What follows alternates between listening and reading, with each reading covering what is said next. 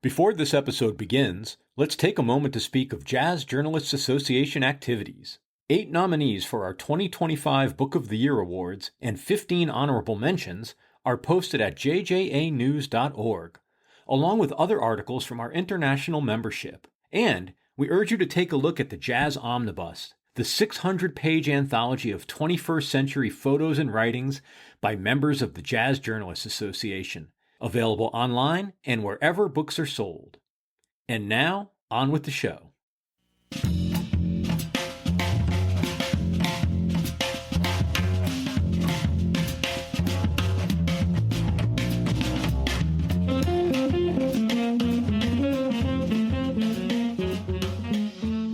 Hello, and welcome to The Buzz, the podcast of the Jazz Journalists Association, an international professional organization of writers, photographers, and broadcasters focused on jazz. I am Todd S. Jenkins, proud JJA member, and your host today for a discussion with Darius and Catherine Brubeck about their new book, Playing the Changes, Jazz at an African University and on the Road, published by the University of Illinois Press. Darius is a pianist and composer and one of the sons of Dave Brubeck. His wife Catherine, a native of South Africa, is a longtime event organizer and manager. In 1983, the Brubecks embarked on a bold, sometimes hazardous path that changed the course of jazz in South Africa and enriched the lives of many musicians and listeners. Assisted in part by Darius's family pedigree and Catherine's connections in her homeland, they established the nation's first collegiate jazz program at the University of KwaZulu-Natal in the port city of Durban. The book tells the story of that journey from its conception to its continuation after the Brubecks departed in 2006. So, Darius and Catherine, thank you very much for joining us on the Buzz podcast. Happy to be here. The book is a remarkable document of a very special time in history. Your role in the university ended about 16 years ago, but of course you've continued to keep in contact with the South African jazz community. What was it that inspired you to actually put this into print and gather all of these memories and information, and what was your process for doing that? Well, there were so many inspirations. I'll start with my mother, who Iola Brubeck, who kept every letter, every clipping that we sent. A lot of this took place before email became, kind of the default way of communicating. So there was a lot of documentation, and every time we visited at Christmas or something, she said, gosh, you have to turn this into a book. Quite apart or quite aside from that, there was a sense, and I got this from colleagues, former students, people who are still in Durban, that like an institutional memory that they regarded as an important continuity factor in keeping, the whole institution going, in fact, as there was turnover at the top, was important to document how the jazz program got established. It was completely, as you acknowledge, a pioneering effort at the time. How did that happen? Then there were the musicians that Needed to remember. Yeah. We just wanted to write about so many wonderful people that have passed away on our watch, so to speak, or soon after. And what spurred us on too, we got a grant from a wonderful organization called STIAS. That's the acronym. It's the Stellenbosch Institute for Advanced Study, and we both got grants, and we were there for actually probably in total about 3 months, and that really gave us the time to gather all our thoughts and our memories. So that spurred us on. And the Center for Jazz, I had kept lots of records there as well. So we had those as well as Darius's mother's boxes and boxes of everything at the center. And I guess in terms of process, we did several outlines, that were evolving, and we had all of this documentation available. We had to look for other things, of course, but it became clear that we could sort things into academic, career, as in my being an active musician, and I don't know, it's a remarkable people, which is the title of a section of the book. And we did, in terms of process, in the years that we were writing it, the project began in 2017, we did a lot of interviews with former students and with colleagues. We asked people what we sent questionnaires.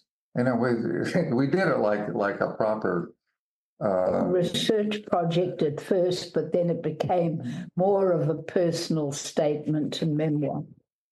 One of the many features that I love about the book is all of the photographs that you've included that seem to mostly be from Kathy's personal collection, and it really shows the personality of the different musicians and the camaraderie and just the spirit of the whole thing that you folks were trying to accomplish. So I appreciated that aspect of the book as well.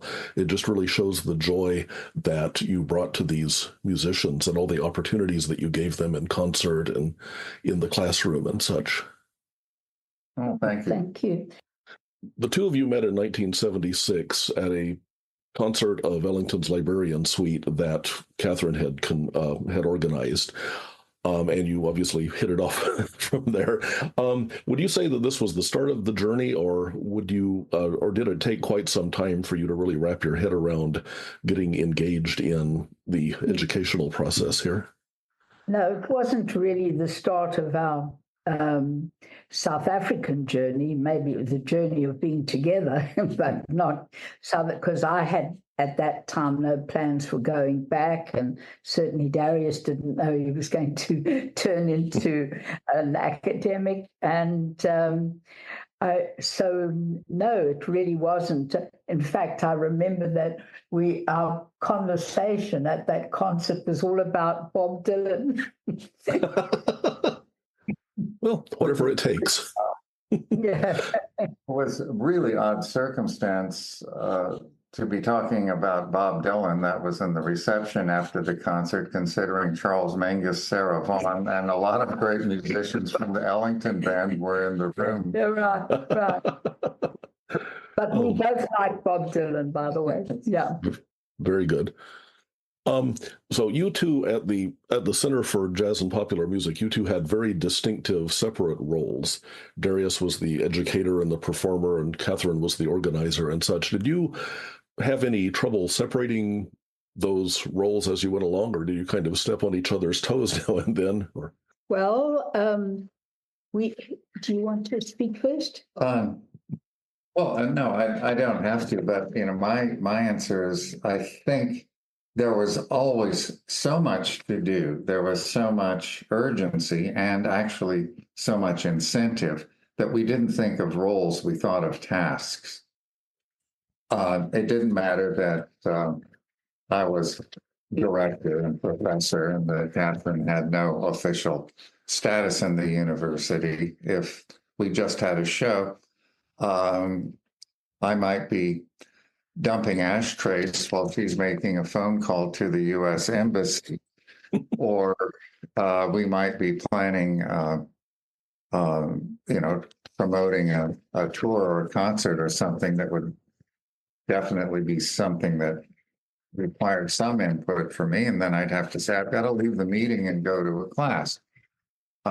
We should mention Glynis Malcolm Smith, who we mention in the book, that she was kind of the third member of a trio. She was the only paid employee of the center, and because Darius had two roles as director and professor, but Glynis did all the kind of administration, and she was just wonderful in terms of sharing our goals and ideals. And that it also meant that there was a kind of a differentiation in the tasks, because she and I worked a lot together on all the projects and getting gigs and those kind of things.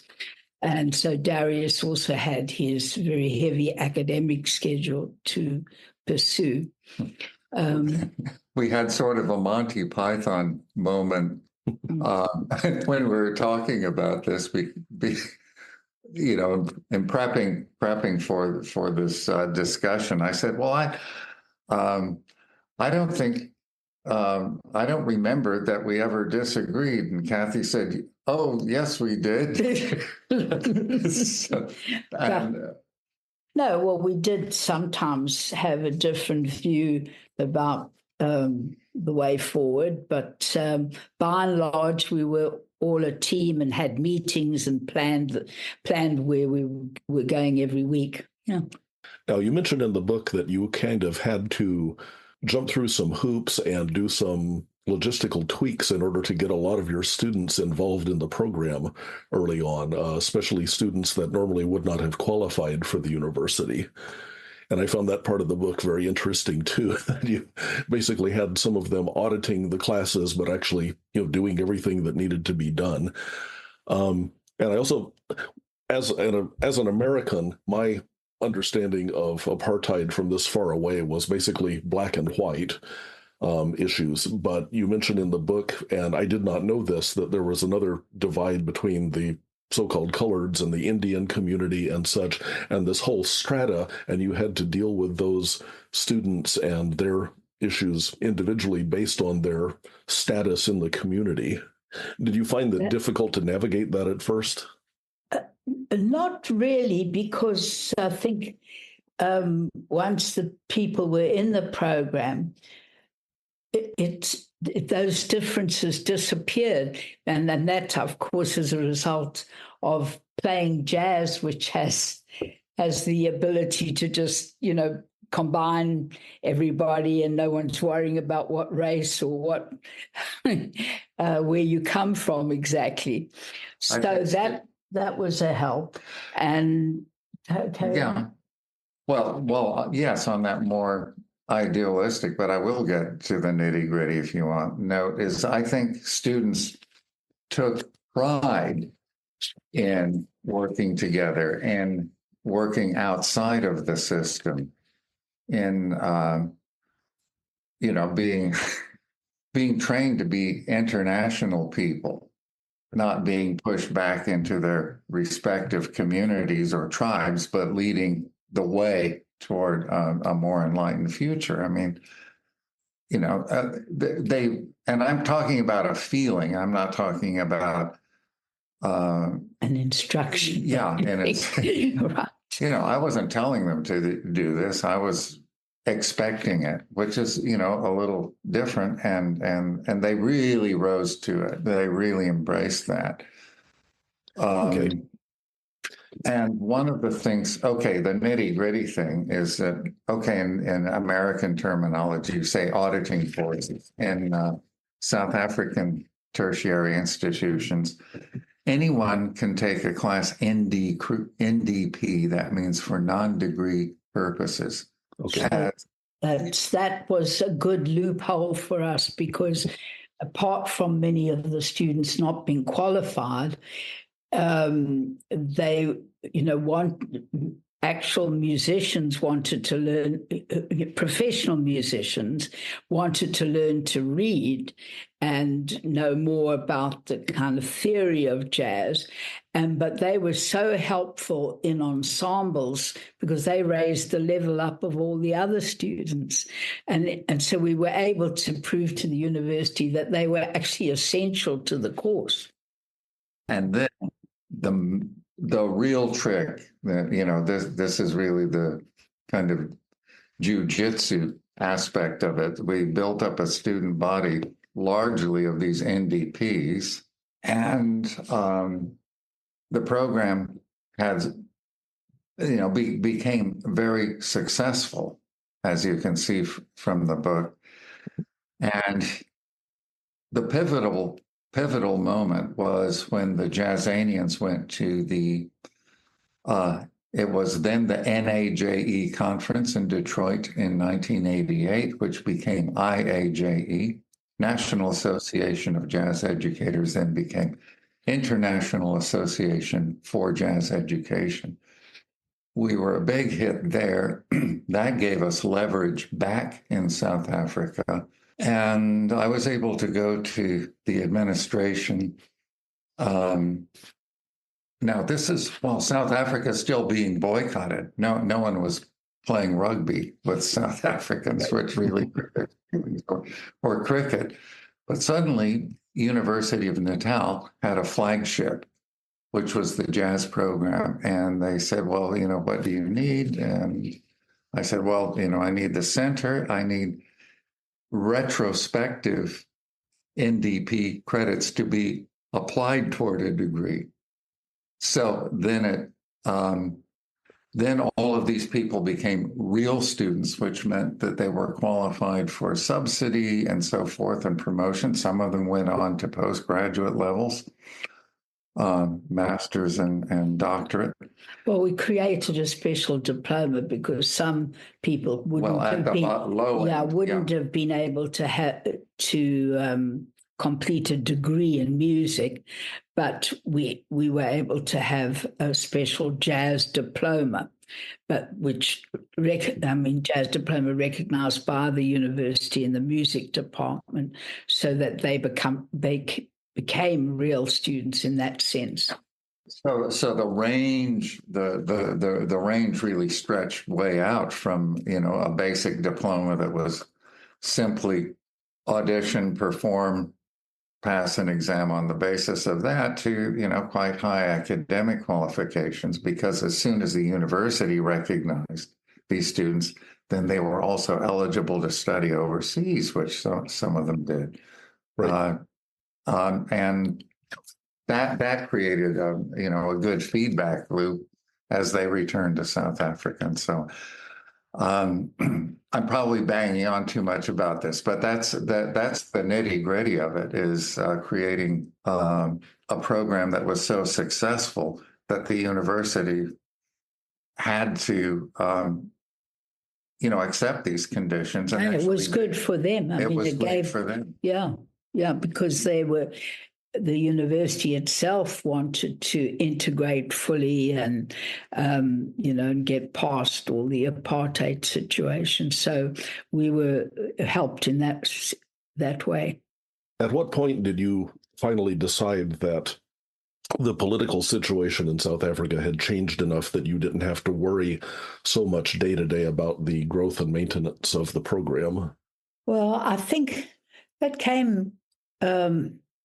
it wasn't so much why did we leave, in a sense? That's a hard one to answer because, 1994 was the first free election where everyone could vote. And so but up until that point, there were sort of petty apartheid, but the big things like Africans not being allowed to stay in certain areas were beginning to fall away. So that sort of helped us in a way to even become a bigger department, because it meant we could get more students into town near the university. So I would say it was a sort of dramatic thing, it was, what am I trying to say? It was not a dramatic occurrence, but a slow development more, that we could do more and more. Well, I'll tie that in, Todd, to the reason we left, because the program was successful, apartheid had gone, but Darius sort of felt young enough to go and perhaps have another shot at being a professional musician, because we were always so busy. While he did play with great South African musicians and the students, it wasn't quite the same as just playing his own music and developing as an artist. So that was one reason. And the other one was we felt there were people that had gone through the system that could take over, which there hadn't been, for many years. I think that, and also that the program just couldn't get any better. So we were sort of just repeating ourselves and becoming a bit redundant, I think. So that's a good goal to have, not only improving the musicians, but building them as potential educators and administrators. And you got to that point with your students. That's wonderful. Right. I will say that we were helped. One of your questions asked about whether there was any resentment about being white and me being a South African. But I had a kind of political background, so I had a lot of contacts and had a good network of people. And so I suppose you could say people trusted me because I'd always been on the other side of been an anti-apartheid person. Okay. And in Darius's case, I would say the name Brubeck certainly helped. And being an American helped too, because I was just out of that system. There wasn't, he wasn't someone who's going to take side with the Xhosas or the Zulus or anybody. He was outside of that, so that helped as well. We are going on a book tour in the U.S. in April. Thank you very much for your time. Thank you for your gifts to South Africa and to the world of jazz. Okay, thank you, Todd. Thanks a lot.